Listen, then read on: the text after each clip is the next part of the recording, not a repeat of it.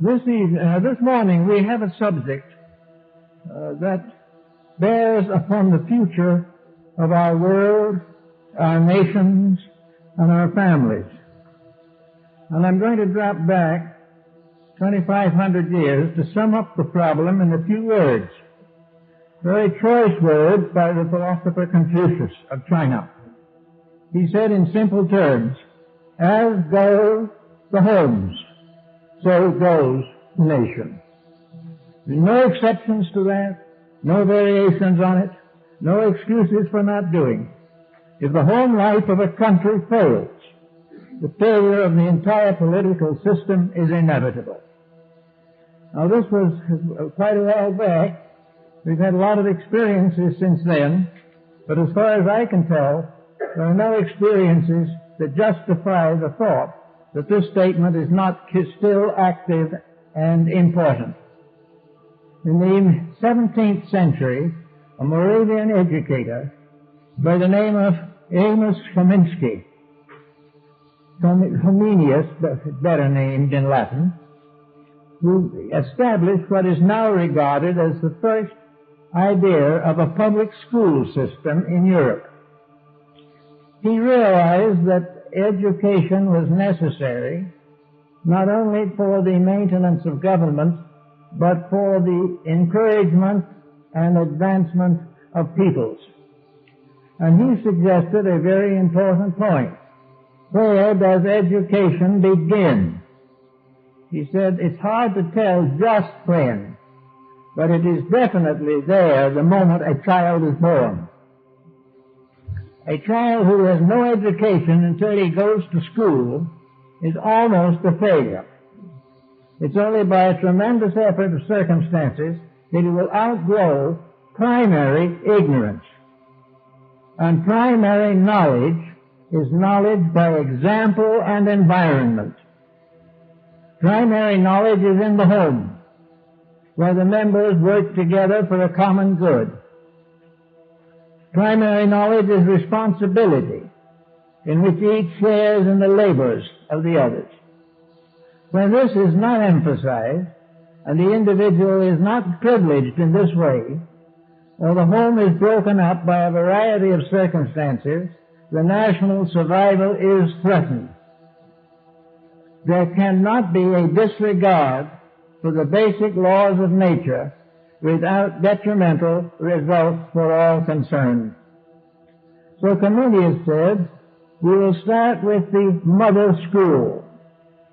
The child begins to learn how to live the moment its life begins, and researchers at the present time seem to indicate that the child is conscious of circumstances even before birth. It inherits not only the body of the parent, but it also inherits the psychic overtones, the pressures, the problems that have dominated the life of the parent.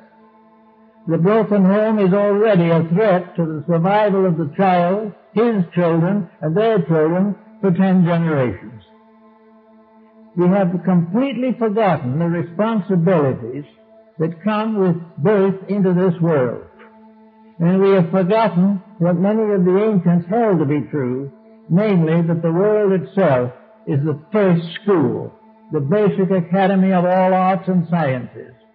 And only by wisdom, thrift, integrity, and constant effort can we hope to graduate from the University of Humanity. So at the beginning of his treatise on children and education, Comenius mentions the mother school. The mother school is the school where the child learns seated at its mother's knee. She tells the stories. She sets the example. She shows patience under stress. She remains honorable in her relationship with all her children. She plays no favorites, but continues to indulge the natural maternal instinct of kindness and love. This goes into the child when it's a year old, or 6 months old, or 1 month old, and begins to shape the character of that human being. Unless there is some kind of consideration for instruction and environment together, we're not going to get an answer to our problem. In just a little over 12 years, we are going to come into the next generation, the next century. We're going to carry into the future the products of today. And it probably would be very well to realize that we've been given 12 more years in which to straighten out some of the problems that we face today. This is without question the most difficult generation that has been recorded in history. And this difficulty is not innate, is not inevitable, and is not predestined. It is the result of a series of mistakes, a series of failures to adjust to facts. And one of the most important source of this information that we need is education. Education must be by both instruction and actual doing of the thing. It must be by education and by reliance upon the various facts of life. It must be learned from books, but also learned by doing. Being part of a constructive commonwealth ensures the development of the child. At the mother's knee, the child also learns the primitive principles of religion. Today we are beginning to realize, particularly in communized countries, that the lack of religious intention and instruction may be considered a basic cause for the collapse of a vast political structure. We cannot have any fulfillment of world conditions unless in the heart of himself each individual recognizes universal integrity, universal right, and knows that there's a plan in this world which man cannot break without punishment. You do not need a theology, you do not have to attend a particular church, but if you do not believe in a principle of integrity at the base of life, you're in serious trouble. Now, Comenius started with this idea of the mother's school, the school in which the child simply learned. He learned its ABCs, he learned to talk from the members of the family. It learned the very basic principles of courtesy and thoughtfulness and kindness and patience. It also learned to cooperate with the members in their tasks and to realize from the beginning that life was not just fun. It was doing what needed to be done and enjoy doing it. The family was not always just fun, but the family was worth more than any possible pain it could cause, because it was the source of the final, ultimate security and integrity of all of its members. When the family began to fail, the world began to drift into a very desperate circumstance. Now, the next thing that came into consideration with Comenius was how to set up a curriculum. How should children go to school? Well, if they have been properly brought up at home up to the 7th or 8th year, they have very little likelihood of being ruined by schooling. They may not be completely educated by it, but if they can go to school without joining corruption on the campus, if they can go to school and learn the best they can and be sincerely interested in what they are learning, they will gain a certain amount, presuming that the temperament, disposition, and integrity is already settled in them. From the family they have brought the knowledge of right and wrong. They have brought the knowledge of the things that can be done safely in a safe community and the things that cannot be done safely. So the child already has a moral code with which to test the education that he receives. And if he began to use this moral code, it would make a great difference in his educational convictions. Now, at the present time, of course, he is required to follow through a certain system of schooling. Very largely, this schooling is resented. Very largely, it is not providing the child with what it needs to know. It is not necessarily sufficient to teach a child reading, writing, and arithmetic. These things help, of course. But it is not necessary to do this without pointing out the proper use of reading, writing, and arithmetic. Today, the reading public is completely demoralized. Nobody knows what to read except when somebody else refers to it as important. So the paper pope in the United States and other European countries is prodigious. We are pounding into paper pulp thousands and millions of copies of books that just could not sell. Therefore, reading is a discriminating art. The individual reads what is important. He reads what is necessary to give him a better enlightenment and a better basis for personal action. Writing is also very important because he must put down his own thoughts. Writing is important in letter writing, in contracts which he has to read and sign. Writing comes all the way through life with one thing or another. But writing also is governed by the laws of integrity. Today we are suffering from writing that lacks integrity completely. We are being drenched with literature that destroys or debases us. We are writing books that should never be published, and we are attending pictures that are based upon books that should never have been made. We have completely forgotten the integrities of these things, so that writing is now just a matter of learning how to scribble what you want to think or you do think, whether it is important or not. Arithmetic is very important to everyone. It was one of the sacred sciences of antiquity.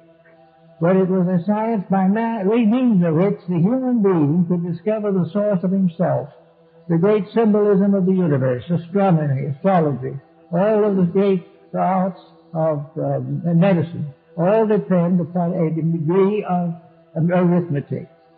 So arithmetic can be very valuable. It can become a science in itself. It opens the doors of many fields of learning, but all we use it for is to add up profit and loss. It never occurs to us that it is for any purpose except merchandising. Adding up, looking whether the taxes are correct or something of this nature. The whole history of mathematics, the fascination of it, as revealed in the writings of Pythagoras, we have completely ignored. So we people are using only the surface of knowledge, very carefully refraining from becoming aware of the depths of values and realities that are beneath the surface. So Comenius also tells us that it is very, very important in the mother school to learn the laws of integrity, and in education to become aware of two basic realities. One is the importance of the descent of history as it is built up.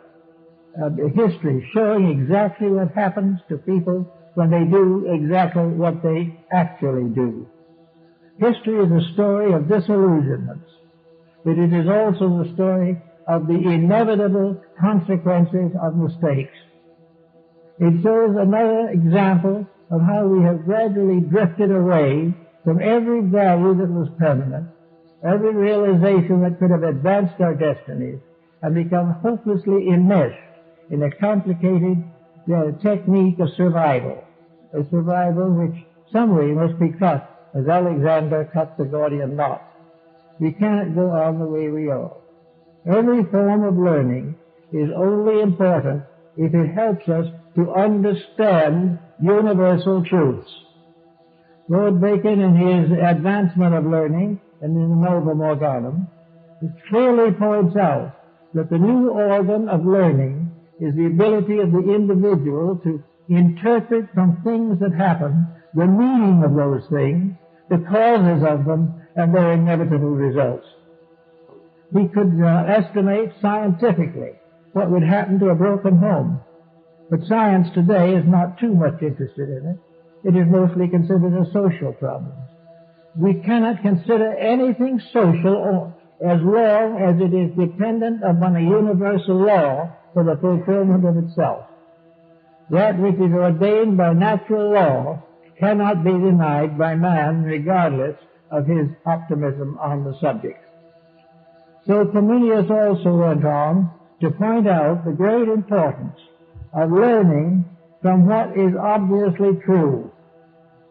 And he tells us that we can study the history of all mankind by studying one family, that we can study the entire history of the world by studying the reign of one king or one ruler. We can find out what happens always if we are willing to look. We know what brought nations down We know what built them up. We know that most of them were founded by militarists and buried by philosophers. We know that all of these truths are available. We can tell now, very easily, the story of Caesar. We know what happened to Napoleon. We are quite aware of when Genghis Khan was tied to the back of his horse after death, so his followers would not know that he is dead. We know all these things. We realize what wars have done, what has caused them, and how they have destroyed the labors of ages.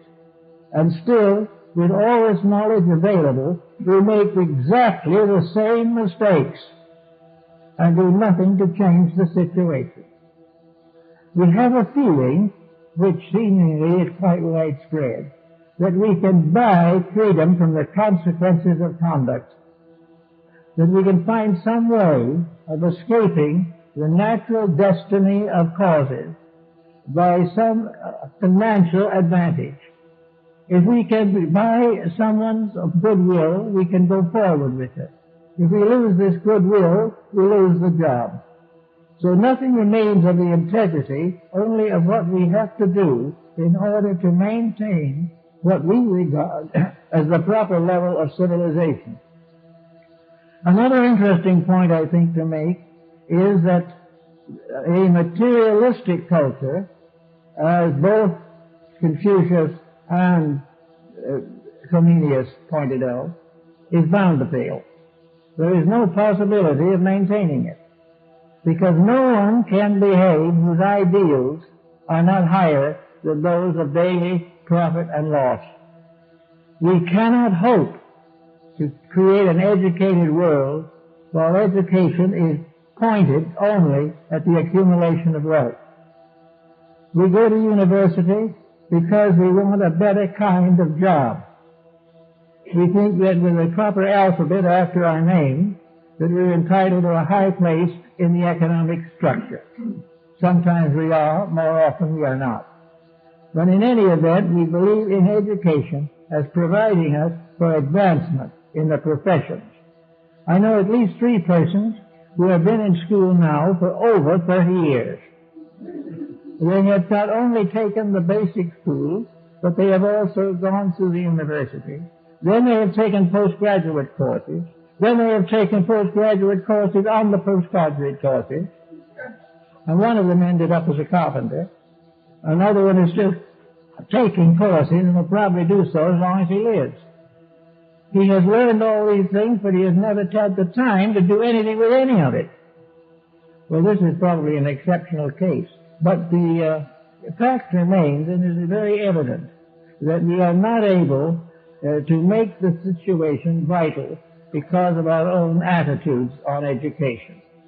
Education is vitally important, but it must be based upon a basic idealism.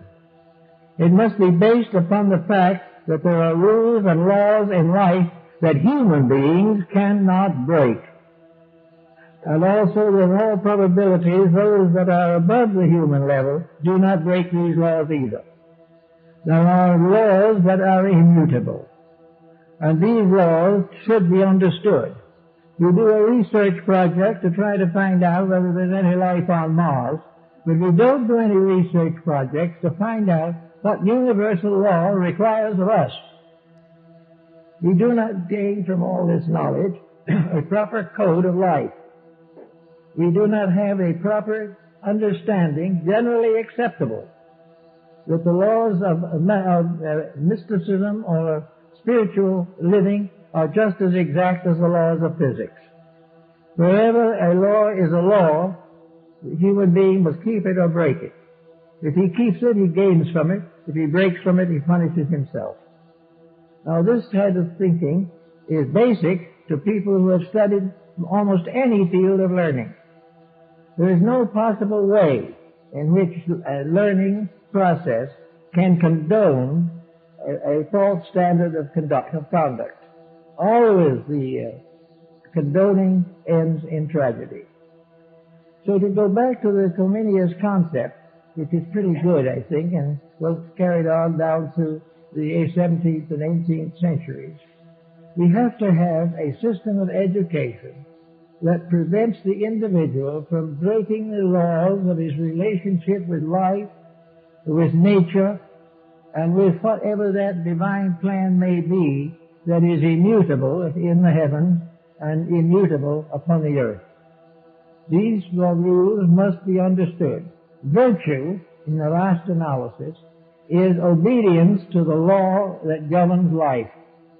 The virtuous individual is not the smug one, but the law keeper, the individual who is dedicated to protecting value wherever it may be.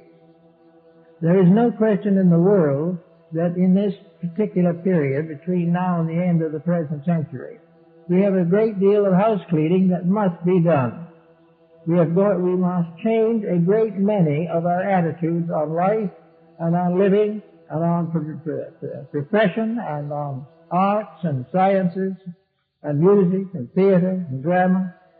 We find ourselves in a field of constant exploitation. Now, exploitation has so little value that it is hardly worth considering. But somehow, when we take away from the individual the concept of personal immortality, or destroy his belief in a divine power, when we do these things to him, we turn him over to a negative situation which he cannot carry with dignity. We turn him over to a complete frustration.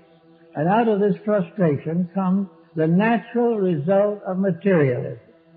If he has been taught materialism long enough and carefully enough, he is going to become what you might call a child or a person given to fun. He's going to make a game out of life. It may be a financial game, a professional game, a game in sports or something, but life will become some kind of a game. The reason why he takes it this way is because he assumes that he has no future. If he assumes that when he lies down in the grave, this is the end of him forever, then there seems to be no reason to cultivate anything except to do what you want to. But this has two shortcomings. He is not alone in this world. There are 6 billion of us here now, and when each individual does just what he wants to do, chaos is upon us in all its forms. Actually, almost everything that we do is a violation of common sense, a violation of the integrities of living. We store up enormous fortunes in order to get a little adulation, and we cannot take 1 cent of it out of this life. We come into this life with nothing but ourselves, and we leave with nothing but ourselves. Why then should this life be so frantic if we don't believe in anything? If we don't believe in anything, we might just as well be sober about it and go along and say to ourselves, the best I can do if I'm going to disappear forever is to make as good a life as I can here, make as many people happy as I can, to make some contribution to future people who are going to lie down in darkness as I will. But instead of thinking this way, the individual is apt to go on narcotics to forget everything. All these things are the evidence that the educational system is in desperate need of rearrangement and reorganization and regeneration. The educational system, looking for facts, should finally get down to the basic facts and do something about them. Now, it isn't all the fault of the educator. We're not meaning to condemn him for that. It's not his fault. It is a combination of several different streams of tradition which are in conflict with each other and which prevent the victory of any integrity over the confusion of modern activity. We are in constant conflict between the levels of our thinking. When we think for a moment of art, the next moment we're thinking of our stock investments. We are mixed up in all kinds of attitudes and beliefs, many of which are a waste of time and many more a waste of money. And yet we follow all these things because we have been taught to. Education has been made an instrument of fitting in to a society. It began perhaps in New England when the educational facilities were limited to the elite. Only certain persons were expected to be educated. And if they expected to be educated, They expected to sit in judgment over everybody else. They were just a little better than anybody else. They had no particular ability. Maybe they never did an honest day's work in their lives, but they were superior simply because they had this education to which they were entitled by heredity. This type of superiority is, of course, completely wrong and produced nothing but snobbishness. But it went on for a long time. And even today, there is a great sense of special importance in an individual who has attended a very important university or who has taken very important specialized courses on some subject. It is assumed that he knows more. That does not necessarily follow at all that he knows more. All the thing is that he has been to school longer and perhaps has been exposed to ideas that he never could use and were not true in the first place. So we cannot depend on those things for our actions or our activities or our solutions. We have to go back and begin to work on our own nature and our own abilities. We have to work from the simple basis that the first thing we have to be in this world is to be honest human beings. Until we gain that, there will never be any peace, there will never be any equity, there will never be any understanding or friendship, there will never be any end to the conflict and turmoil on every level of life. We have got to be honorable people.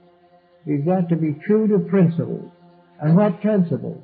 Not principles of taking it away from somebody else, but principles are based upon principles of integrity within ourselves. Each person, as he approaches this next century, should be prepared to face the importance of self-improvement, that he will do something to do better than he has ever done it before, that he will carry forward into the next generation young people who have been taught to love work, to rejoice in responsibility, and to do the work of the world graciously, cheerfully, and without expectations of special privileges. All we have to do is to get this thing straightened out educationally is to teach from what we know and not from textbooks. We must teach from the things that we can see. We can take the experiences of our neighbors and also, of course, historical experience. But we can find ways to know that certain things don't work. Napoleon, for example, made the statement one day that almost any clever general can win a battle.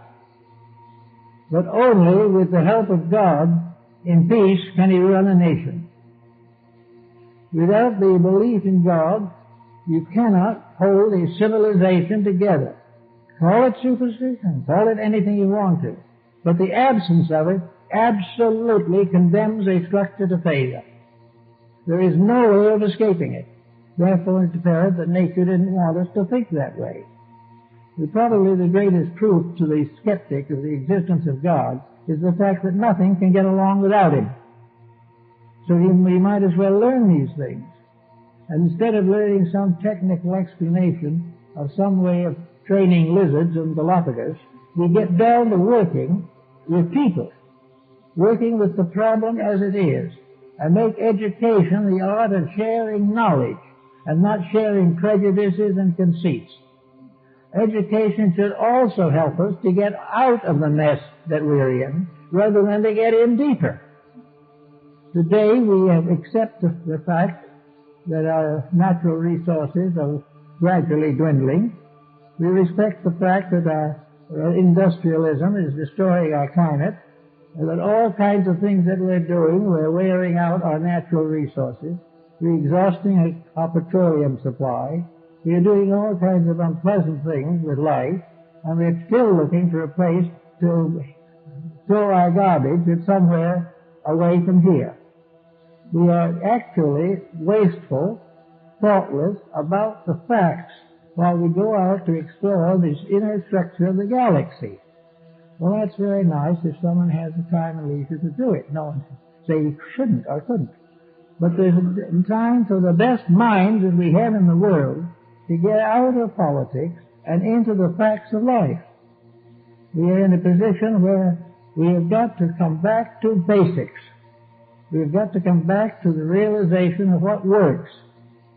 We have to realize that there's something more than a sham in the fact that the Confucius taught that every living person should live as though his ancestors were in the room with him, seeing how he did it, and his descendants in the same room to congratulate him or punish him for his mistakes.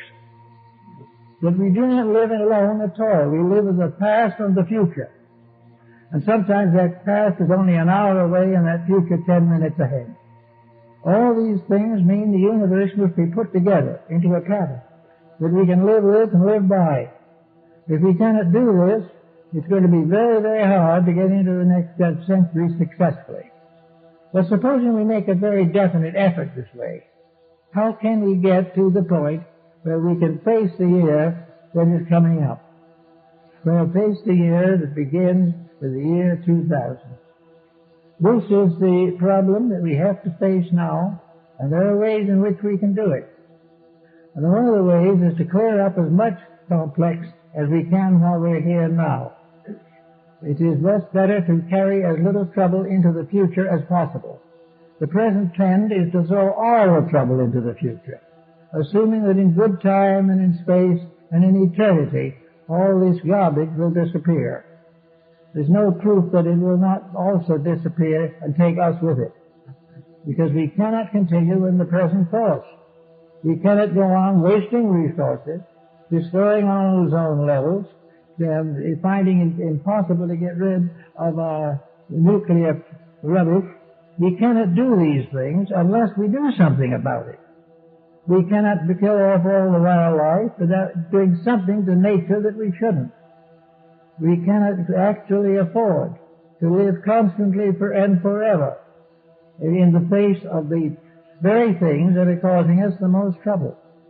We cannot build a new generation on the present TV programming, which is very poor in most cases, and actually can contribute to the delinquency of the young, but we don't look at it that way. The thing that is important is these great corporations show a profit. But the fact of the matter is, most of them show a debit, but we don't see it. The debit being the deterioration of society. We have to do a lot of things to clean up our world if we wish to hand it on to somebody else. I know an old lady who always liked to rent a flat that she had upstairs. It was her principal source of income. And of course, when people moved out, they generally left it either dirty or disordered. But see, before she rented it again, she thoroughly cleaned it and made it just as neat and immaculate as possible. Before we go into the 21st century, we've got to clean house. We've got to make sure that that is not going to be a century in which the rocks that we have tossed up in the air come down and hit us on the head. There is no way of escaping the facts of life. As ye sow, so shall ye reap. And we have been told also that as the twig is bent, so the tree is inclined. I'll tell you, the 20th century has certainly inclined this tree. We have more problems, more difficulties, and more abuses of power than the rest of history put together. We talk about being civilized in the face of the past, and yet the bloodiest wars and the most terrible persecution ever recorded are in our present century. We have not learned the essential lessons of civilization. And if we can't learn them, how can we ever gain their knowledge? We cannot relive the history personally, but we can depend upon education to summarize these various facts, make them available to us honorably. Civilization should learn to know, as Napoleon found out, that you cannot civilize a faithless world. You cannot take the belief in good out of an individual without replacing it with a faith in evil. All these things are part of a very simple, honest approach to realities. The average Vermont farmer could work it out, but all our technicians can't get there. They just do not understand that we live in an honest universe. And the first and most important thing that education should do for all of us is to help us to find the honesty and integrity in the law of cause and effect. that as we sow, so shall ye reap. And in any case, no matter how we try to avoid it, those things which we do intentionally wrong come back to us as misery and suffering. Today, the average American home, and world home for that matter, is a mass of conflicts. The stability of the home is vanishing. Why? Primarily because of the profit system. Because costs of living have become so high, profit, and members of the family feel that they have to go out and become employed, which was not their original purpose. All of these things come along, and they have to be solved. They cannot be brushed under the edge of the table. They've got to be met and understood and worked with, and our whole system of knowledge has got to get down to the point where it handles and works with the essentials of daily living. It's wonderful to think we might put around Jupiter sometime. That's very interesting and very thrilling.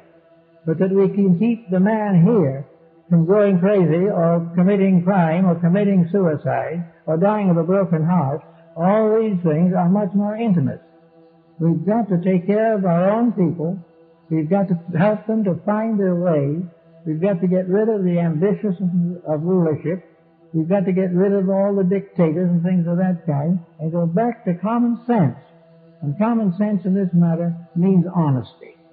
It means the individual doing what is the greater good to the greater number. It is getting himself out of the way as a center of ambition in a universe in which ambition is a basic mistake. So we have everywhere we go and everywhere we turn the obvious evidence that our education needs redoing. We do have the understanding that young people coming out of our high schools may already be on narcotics. What has the school done to prevent this? What has the family done to prevent it? The family probably hasn't often talked about it because it doesn't want it. The school does not bring up much of this work. A little bit now is coming in to help us out. But the great problems of this kind are not the problems that are brought head-on to the life of young people. It's beginning, and it's because it is beginning we have great hope for better things to come.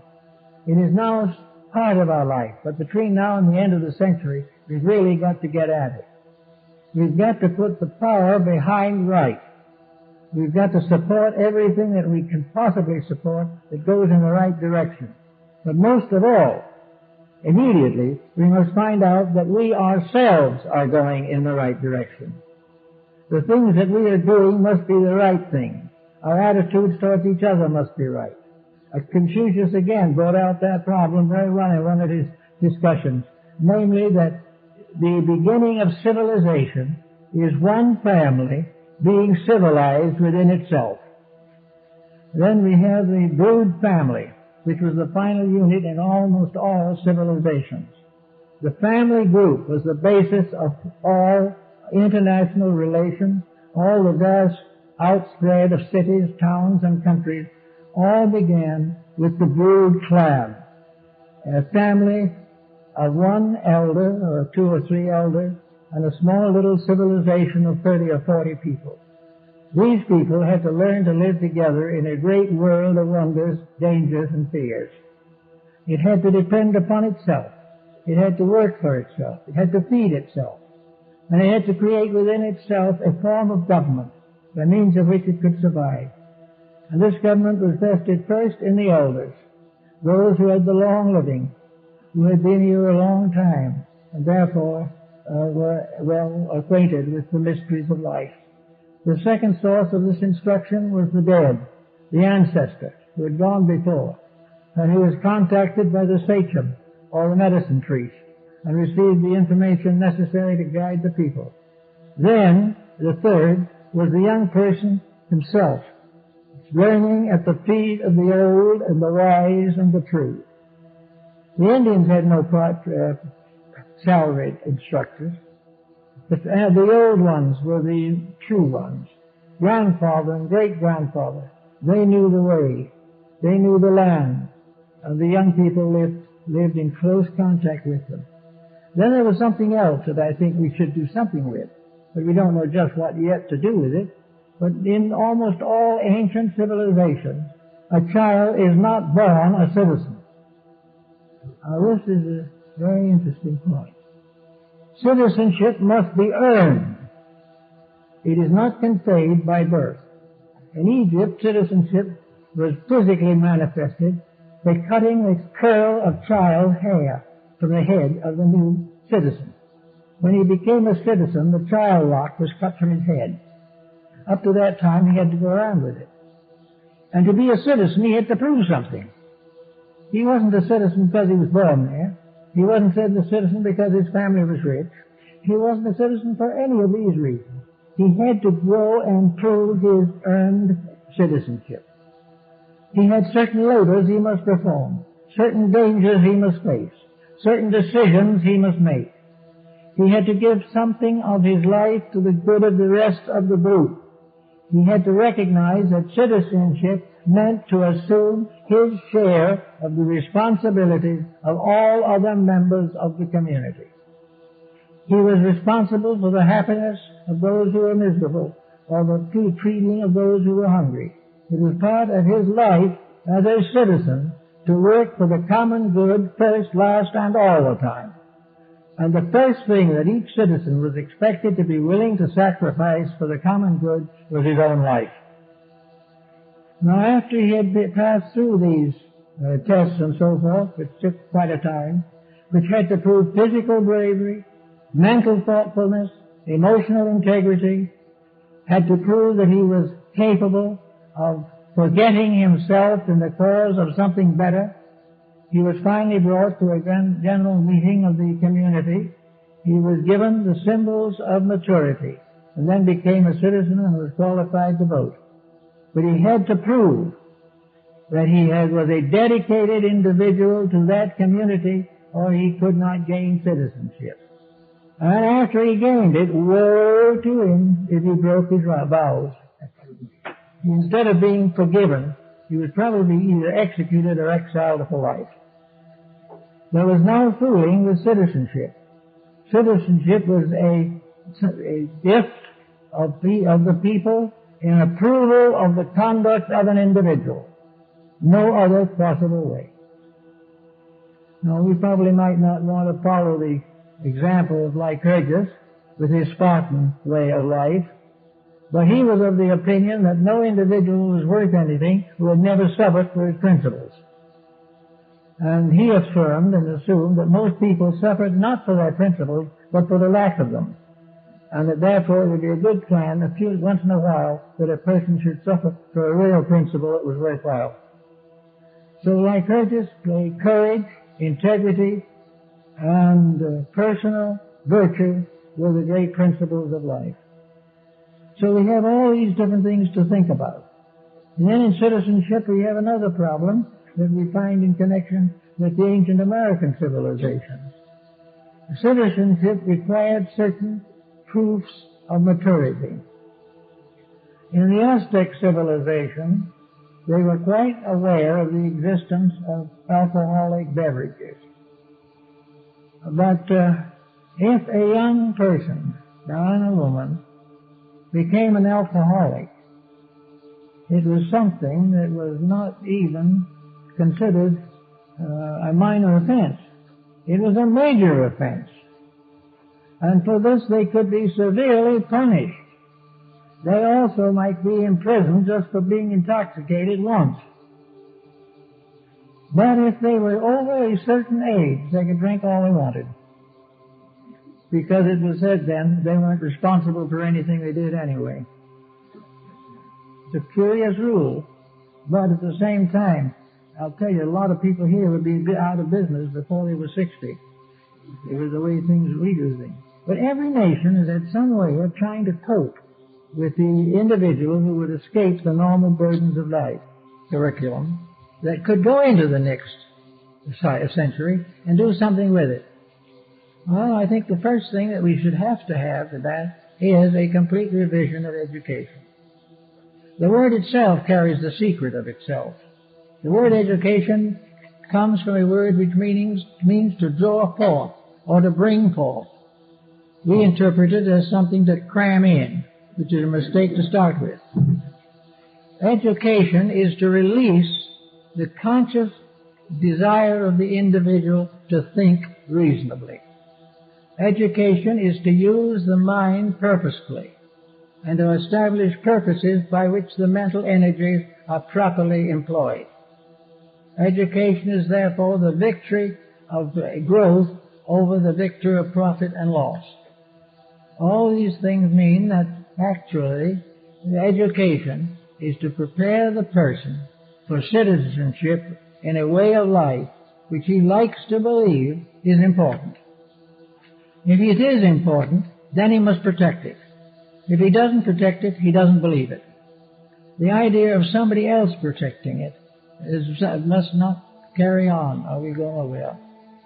The first problem then is to get an education started that is fundamental. First upon the fundamental of integrity. That actual honesty is the key to survival. No nation can live without it. No family can live without it. No person can live without it. This is essential. If we do not have that, we are going to have the chaos we have now. We're going to have 160 nations fighting each other, or at least at sword points. We're going to have misunderstandings, bankruptcies. We're going to have all kinds of exploitation, misrepresentation, and misuse of funds and authority. All this will happen unless we have integrity. And the only way we can have integrity is to believe in it. To believe in it to the degree that we will cooperate with others of similar integrity, but withdraw our cooperation from those who are lacking in it.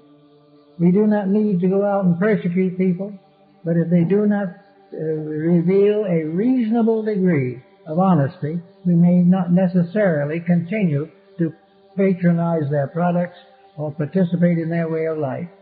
The beginning then we have is an educational review that ends up with the Golden Rule, or the Ten Commandments, or the Sermon on the Mount, or the wisdom of Confucius, the teachings of Buddha, the mathematical genius of Pythagoras, the mysticism of Christ.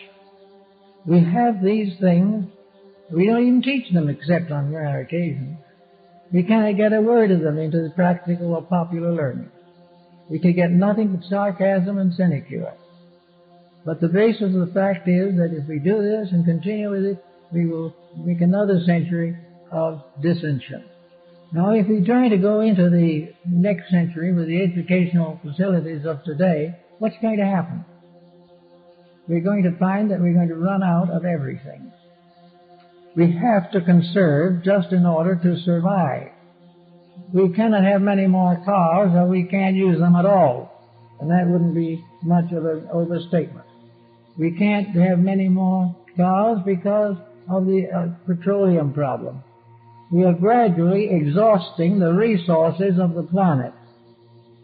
And many of these resources are irreplaceable. We can't replace them. The only real resource of importance that we can replace is wood. We can replace this, but for almost everything else, when it's gone, it's gone. And it will take thousands of years of actual austerity to restore even a fragment of it. So everything we have is running out from misuse, waste, and abuse. And no one seems to believe that this means that virtue means to conserve. It doesn't do anything to tell us that there are new ways of building a life. Supposing we decided that we can't afford the luxury living that we have today, is this going to decimate us beyond all hope? Not really, because most people are sick and tired of what we do have, but do not do anything better. Actually, the simple life is a life in which the individual can release his own internal resources. He can learn to think. He can learn to be a friend. He can learn to study things that will advance his character. He can develop interest in arts and in all kinds of meaning, and in science. He can do all these things if he does them from a heart focus of integrity within himself. If he is willing to assume the realities of life, he can study anything he wants. But if his only interest in studying is to find something that he can make an extra dollar from, then the whole theory of education falls apart. We should simplify material life in order that the mind, the soul, and the upper metaphysical parts of ourselves have a chance to express. We will find a wealth of value there that we have never even suspected that we had. We will find that we have been wasting ages on dross when we could have known the true gold of wisdom. We should also learn that true knowledge is not boresome, is not academically ponderous, and does not mean that we must live a stuffy and more or less cynical life. Knowledge in its truest sense is an open door to happiness. It is the way in which we can do everything that is right because it is right and be proud we've done it. Now we are ashamed to be right in many instances because it differs from the popular practical policies of the day. So it is very important for the individual to know that the whole thing rests with him. We can have new elections, we can elect different people, we may occasionally get a good one, and sometimes the law of averages will work out. But the mere fact of this does not mean much. The real fact lies in the probability that the time will come when the human being is self-governing. And when he is self-governing, then he doesn't need to worry about any of the other forms of government. He can have any form he wants as long as he handles it correctly. He can study any subject that he wants as long as he knows in his own heart that that substance is part, or that subject is part of a greater reality. In many cases in Oriental and Occidental learning, the idea of the guru teaching system has had strength. The Greeks had it very strongly, the Latins less, but some. The Germanic and Nordic tribes were very much involved in it, and of course it was all over Asia. That the guru system was the final system in which instruction was in the hands of persons dedicated to a religious life.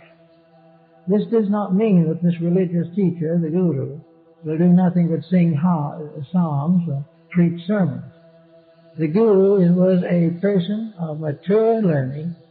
He was the ideal father or grandfather of a family.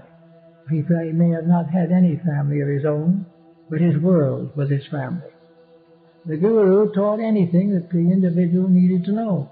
Mathematics, or astronomy, or science, or legislation, or jurisprudence. All these things the guru could teach, and did. But he taught them in an environment of integrities. He taught them as great spiritual realities, part of a divine plan for the perfection of the creation. He had all the knowledge that we have, but he had something else, a deep, abiding faith.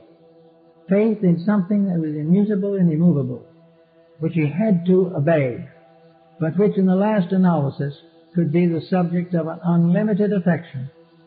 That which is the root of life is the most lovable thing that can exist, the reality itself. So the guru system taught these young people. It taught them to go out. They became householders. They raised families. And when they came to a certain age, they retired. And when they retired, they returned to the ashram. The teaching they received before they were 20 years old came back on them, or to them, in their 60s. And they returned to the holy life. And because of the fact that they had lived it between, learned it early, and had it in their older years, they died in peace with all living things. They were never bored by their age, because they were always in the presence of the divine. This system may not be practical for us, but it did a great deal to help these people to keep principles and to be willing to suffer for causes that were worthwhile. Another very important thing is that the average person in teaching is unable to discipline a child. We do not know how to make the child obedient without thrashing it or doing something that hurts it and which in turn hurts us. The answer is very simple. We start with the child. We will start perhaps before the child is born, and we will have a happy little home. The mother and father love each other. They're not perfect, but affection dominates that little household. Then along comes the child. And long before that child is born, the love of those two parents is already working in the embryo. It is working in the magnetic and etheric field of that child. He's being educated already by the first education of all, the mother school of Comenius. And finally the child is born, and it is born into a home where it is happy, where its parents are glad to have it, where the conception is intentional, and that they are going to make this a major part of their lives. They're not going to shunt it off onto keepers and watchers and things of this nature. They're going to stay and take care of it, because it is theirs to do and to serve. And out of proper parenthood, this little thing grows up to kindergarten age, and then begins to contact the outer world. And there, to the average parent, is the most dangerous moment of life, because it doesn't know what's going to do. And suddenly the child is escaping. Is going to come part of this world that is very far from perfect. But it's not as bad as that. The child has had 7 years of basic indoctrination. Not the indoctrination of words or the reading of nice sermons, but the indoctrination of actually being part of something that is lovable, that is honest, that is true, that is clean, that is honorable. That child going into the school is not going to fall immediately for the corruptions of others who are not brought up that well. A little later, it's not going to say yes to the infiltration of drugs. It's not going to become an alcoholic. It's not going to do any of these things, because in the root of itself, it has experienced truth. It has experienced reality in the womb of the mother. And this it can never lose. And even if it has its troubles later, these troubles will have something inside of her or him that will resist that which is corruption. There will be something that will say, I can't do it. I don't feel right. It is contrary to what I learned in the first 5 years of life. And because those are the formative years when the child is taking hold of the body, is learning to become aware of this world, these are the most important years of its life. So if we can get the child up to about 7 or 8 years old, during that period, from 1 to 8, we can then bring that child to the realization that this is a beautiful world, that this is a wonderful place to be, that this is an opportunity to have wonderful friendships and deep affections, and in due time become parents of another generation. If we can teach young people this type of thing, then we can send them to the public schools, and they will change the school. But if this same family divorces before the child is born, or shortly thereafter, or is nagging and fussing all the time, is competing in all activities, is ambitious for early advancement, and so forth, the little thing has no foundation. It believes that life is conflict because it is all it has ever known. And where this happens, things don't work so well.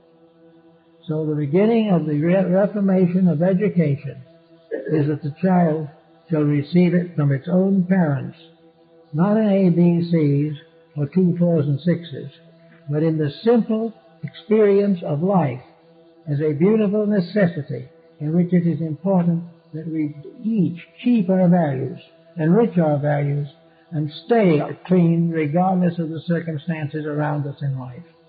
If we can do this, we're going to have a good start for an educational policy. And I think it is coming. Each day now we hear more about these changes that must happen. We see more and more of the unfortunate consequences of neglecting integrities for the sake of profit. If there's any major improvement in the next century, it is that we will work for truth and for principles, and not solely for profits. Because profit is something that is just beyond the capacity of our planet. We cannot be a planet of continual profit for all concerned. It is not possible either that we should allow the part that doesn't profit to simply rot, or go into revolution after revolution in an effort to restore some kind of balance. All these things are foolish, unnecessary, and evidences of excessive egotism, of the unwillingness to face the realities of life. So we think that even now, we see in the paper, we read, we observe in television, occasional programs in which we know that people are trying. But most people are trying without knowing how to do it. They try to write in the name of the best candidate and all that type of thing. But they really do not know how to get at the substance of the needed changes. If any of these people have small children, there's the first place where the job should be done. Because one good child starting out in life can save an empire. And we do not know who is going to do it, but it has to be someone whose dedications are stronger than their ambitions. This is the way we have to face it. For out of this mysterious gate through which we all pass into life is this endless flood of souls coming into birth and rebirth, coming in to have their part in the forming of a new world. And the best thing we can do is, when they come in, is to give them the first lessons, the first grade in a profitable and proper way of living.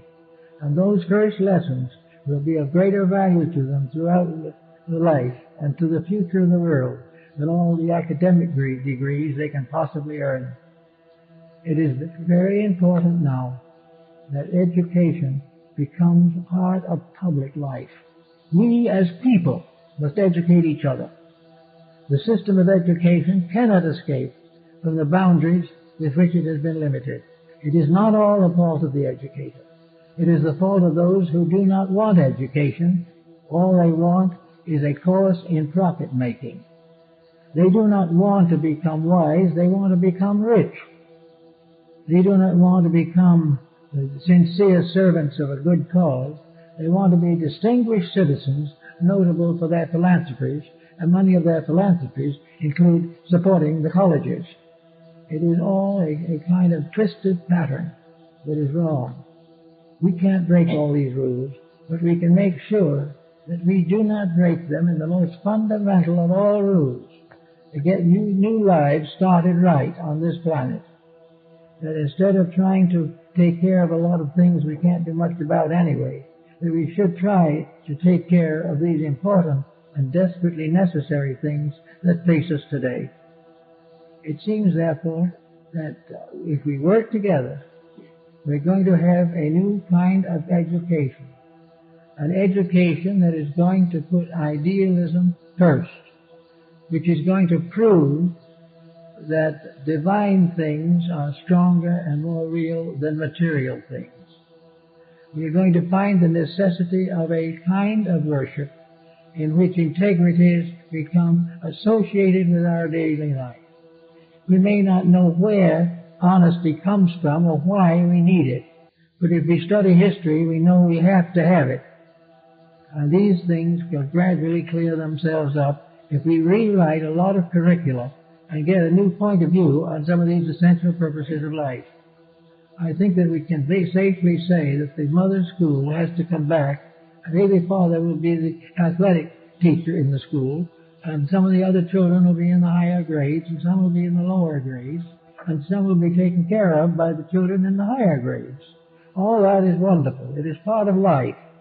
And if these people in those formative years are happy and love each other and work together for each other and realize that happiness for one means happiness for all, and that there can be no happiness for one at the expense of the others, when these things become more or less apparent, we will, for the first time in the history of the world, be practical. We are told that we must be practical. And to us, practical has meant to be wealthy and stylish and luxurious. Actually, to be practical means that which accomplishes the greatest good for the greatest number. And we achieve this by making the changes in our own lives. More better homes in our world will reduce wars and revolutions, destroy these various delinquencies, get rid of these fanatical dictators, and all these things which are part of a great materialistic tragedy, which we have permitted simply because we have had the thoughtfulness or the depth of understanding to realize that we have to grow sometimes through experience, that we have to suffer a little as we go along, but that this suffering, if it produces in the end a better world for all of us, is well worth what it costs. We have to learn in the 21st century that education begins in the home and spreads from there throughout the world, and that the individual who starts out right, has a beginning that is true, has ideas and motives that are true, will come out all right. I know several families in which the family has never been particularly rich, never will be rich, but they are very happy families. They are much more happy than these families in which extravagance is the order of the day. They have what they have because as a family they are caring, they love each other, they work together, they have fun together, and each one has its deep belief in the integrities of the family, and this will always attempt to live it.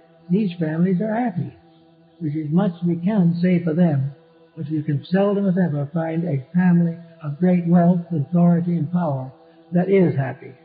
There is nothing but spoilage, there is nothing but conflict, there is nothing but aggression in these families which are dominated by the wealth syndrome. Actually, therefore, we should all be educating ourselves a little bit for what's coming on. If we're in that age group where it's not so too likely that we will pass into the 21st century, then we have to work with those who are older. Perhaps we need to work with those of our own age group who are feeling the misery and mystery of age, that there is nothing there to worry about. All that is necessary is at the moment we start to find ourselves learning. The woman said to the Greek philosopher, who was lying on his couch in the back of a little adobe house in Athens, and the friends were all gathered in the front room because he was dying, and they were all there to be with Grandpa to the end. And one of them happened to look into the back room where he was lying on his couch, and he was sitting up a little bit, and he had his hand to his ear, and he was listening attentively to the gossip in the front room. And the neighbor said, "But Grandfather, why are you listening like this? You're going to die in a few hours." And the grandpa said, "Well, that's probably true, but I'm alive now, and while I'm alive I can learn." Well, that's a good attitude. While we're alive we can earn and learn. While we are alive we can earn a better destiny. We can make a great move of some kind in the closing years of life that reverses the entire pattern of our misdeeds and mistakes. Or we can very quietly retire into the realization of what we have tried to do and the things we have dreamed about and the hopes we have of the future. But before we can have a safe world in which it is proper to live, human beings as a group must believe in the future. They must believe that if they are young, that part of their future is here. If they are old, most of their future is elsewhere. But in any case, there is future. Certain is death for the living, certain is birth for the dead, says the Bhagavad Gita. And we are all here in an eternal quest for realities, for truths, and for that kind of inner wisdom, which is that peace which is passeth understanding. We are here to grow, to learn, to love, and to serve. And if we fulfill these requirements, we will never fail very much. And a world that becomes aware of this and begins to try to do it will gain very rapidly. And I think between now and the end of this century, we will find major changes in the mode of education. We will find new approach to the idea of teaching. We shall try to understand why a student graduating cum laude from the university is on narcotics at the same time. These things are presenting to us, as in the case of the marijuana, cocaine, heroin, alcohol. These are all presenting to us the fact that as individuals we have not been taught to be strong. We have not been taught to cling to what is right. We have not been taught to put the good of ourselves at the head of our list. We know these various bad habits were likely to kill us or destroy us so completely that we are helpless, but it never occurs to us still. This promise of a moment in which we feel 10 feet tall is the most important thing. If we die tomorrow, that is not so important. But this feeling of being 10 feet high has gotten into us. Actually, at this moment, the modern world feels 10 feet high. Everything is tremendous. There are little problems like world wars, but they'll pass. Everyone will be rich. Everyone will live his own life. No one will be responsible. The cities will take care of the children. Some other city will take care of the aged. And each individual is on his own for a fun generation. Now this is what might be termed a high. This is the same thing as taking cocaine and feeling as though we rule the world. Our world has been fed on various false drugs, and not in actual terms, but false policies, false doctrines, false beliefs, false allegiances, until we now feel that we are just about the most perfect creatures that ever lived. But if we take a second look, we have to revise the estimate somewhat. We have to realize that in this last generation, we have broken more natural laws. We have misused more natural products. We have involved ourselves in more unnatural situations than ever before in history. We've broken rules that our ancestors didn't even know existed. We've done everything that we could just to do what we want to right now, and the circumstances don't mean anything because we're going to be dead anyway. This thinking has got to go. And if it doesn't go any other ways, we'll go in great wars and atomic bombing. But it doesn't need to. And we are assured that if many fall because of their iniquities, the just person shall not be moved. We will not fall, individually or collectively, if we keep the rules, serve the truth, and do our daily chores as best we can. We will also have peace of mind, peace of soul, and because of doing it right, we're apt to have better health. And the individual will no longer drop dead with a heart attack at 49. All these things come as the result of changes in our way of life. Live straight and we'll live straight. Live straight and things will work right. Do all the things that we can to the best of our ability and pass on to our descendants a heritage of good examples. If we will do these things, we will not have much else to worry about.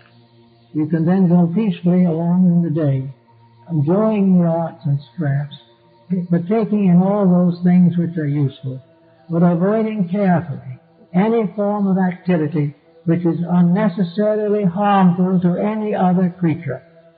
Live harmlessly, as Gandhi said. Live as far as we can to help the world rather than to hurt it. Not out to slaughter animals, but to take care of them.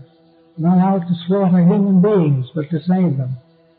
And not out simply to enslave, technically, even though we do not use the term, millions of human beings. All these things will cause trouble. If we correct the mistakes in ourselves, we will end most of the world's suffering. And the school should teach this. The school should teach that every student is a potential force for good if he is willing to accept the responsibility. And if he is not willing to accept the responsibility, it is foolish indeed for the community to educate him. But he will, with proper example and proper encouragement and proper inspiration, accept this standard of better living. He will be proud that he can be part of a generation that makes a contribution to the future. All these things are possible to him, and he can do them.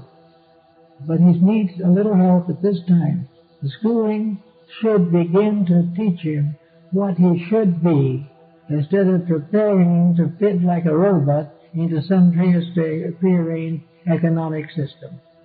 The whole theory of robot economics that we know now is a dying theory. It will not last. It cannot go on. It can never be profitable. But it will fascinate all kinds of people who love gadgets and who think of all change as progress. And every new complication is a thing of beauty and a joy forever. This type of thinking is not any good. But if we work with it properly, and the school will get that, of getting to the truth of the matter, getting to the facts that we know are true, and which we can prove from 5,000 years of written history and 50 years of current miseries. All these things we can learn, understand, and take into consideration. If we can get together, we can become the members of a planet, and the earth itself will be the great schoolhouse. Here we will all be here. There will be Sedanian students in the College of the Holy Spirit. That was what the Rosicrucians called it. We all are in school. It doesn't show from here much, but this is the Little Road Schoolhouse. We're all in it. And it's time to graduate more students with honorable marks for having done it right.